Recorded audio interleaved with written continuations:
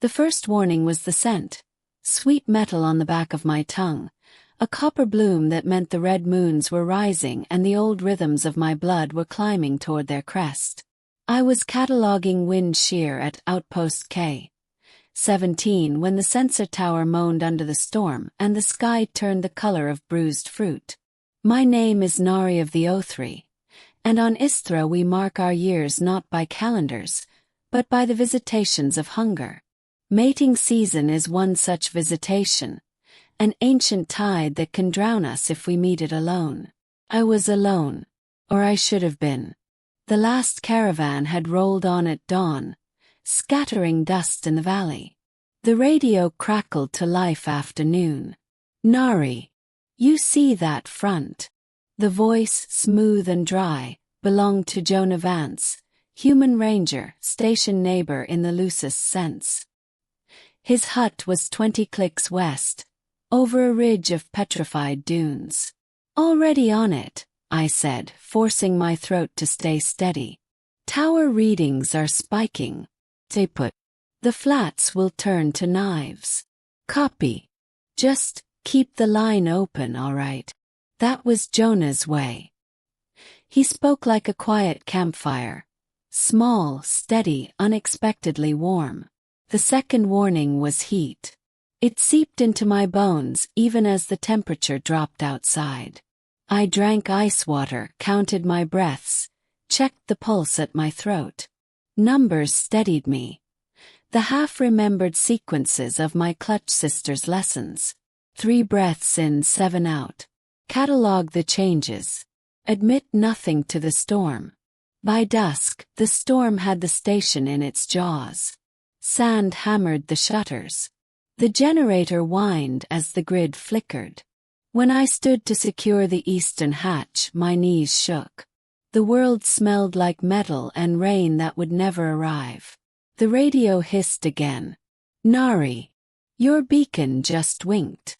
Grid hiccup, I said, but the lie was thin.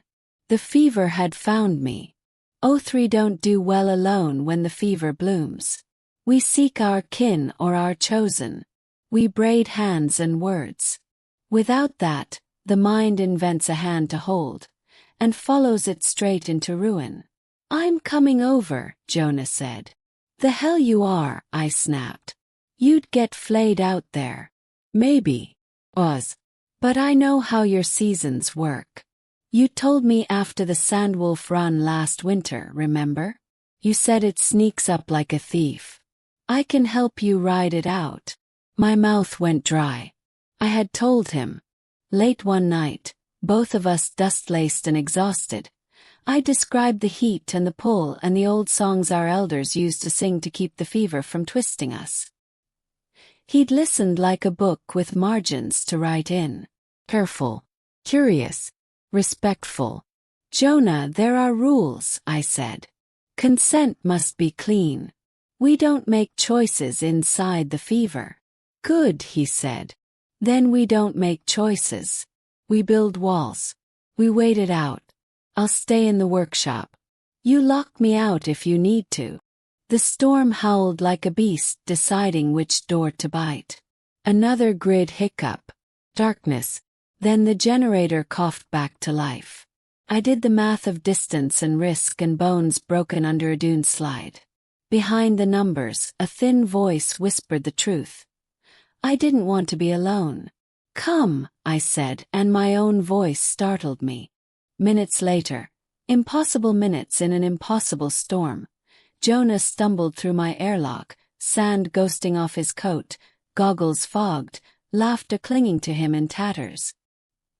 He set down a pack and his eyes, clear, human, sky-colored, searched my face. Rules, he said, gentle before I could speak. You tell me what you need. Blanker.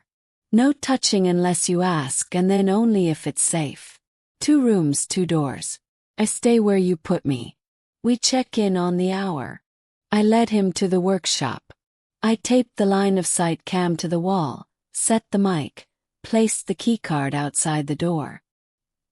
He nodded at each precaution like a man grateful for fences. Also, he said, digging into his pack, Ice packs, electrolyte sachets, and a book. A book. He grinned.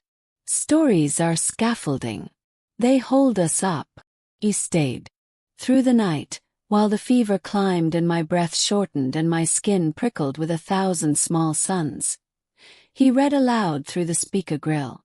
Human stories about rivers that do not run dry, blue seasons called winter, kitchens that smelled like cinnamon. Between chapters, I sang an Othri song low and rough in my throat, the one about the red moons and the first clutch mother who taught her children to weave baskets of patience. At the second hour the power failed for real. Silence, sudden and complete, slammed into the station. The emergency lights guttered into red. The storm chewed the roof like a bored god. "Stay put," I told Jonah. "I'll switch the turbine." "You can't climb in your state," he said. "I'll go." I hesitated at the inner hatch, heat shaking my hands. "The roof ladder is outside." "The gusts."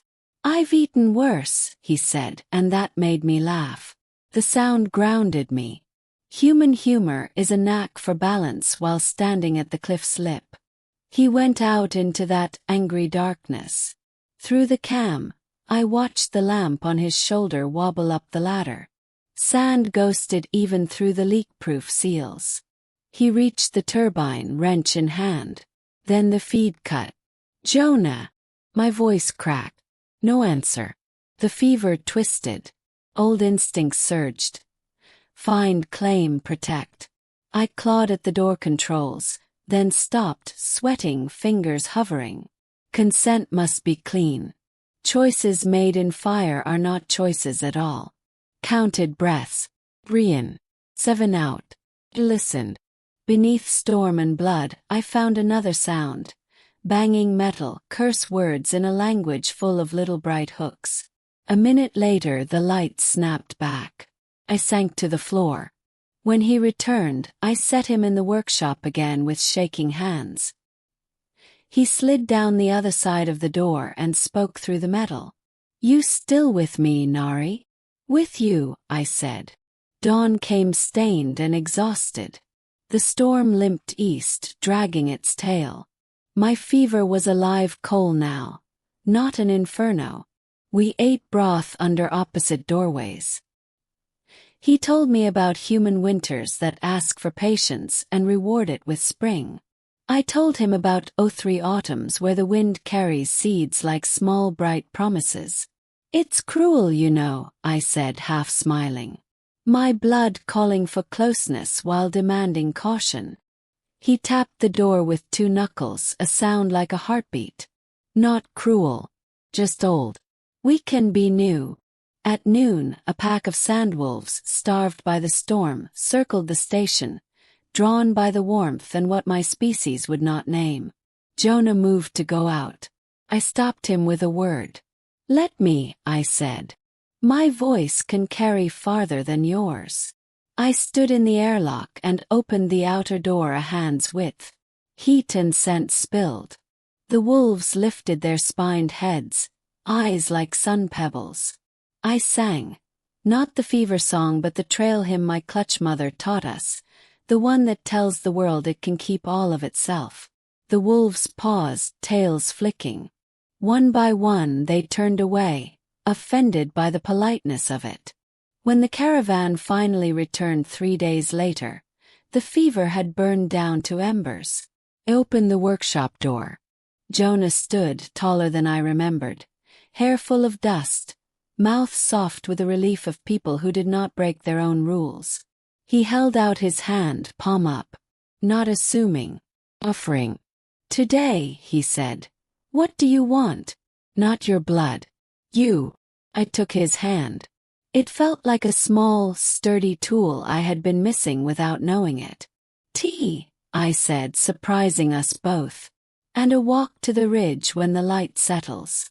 We'll braid words and maybe plan the next season." He smiled, a winter ending. "Deal."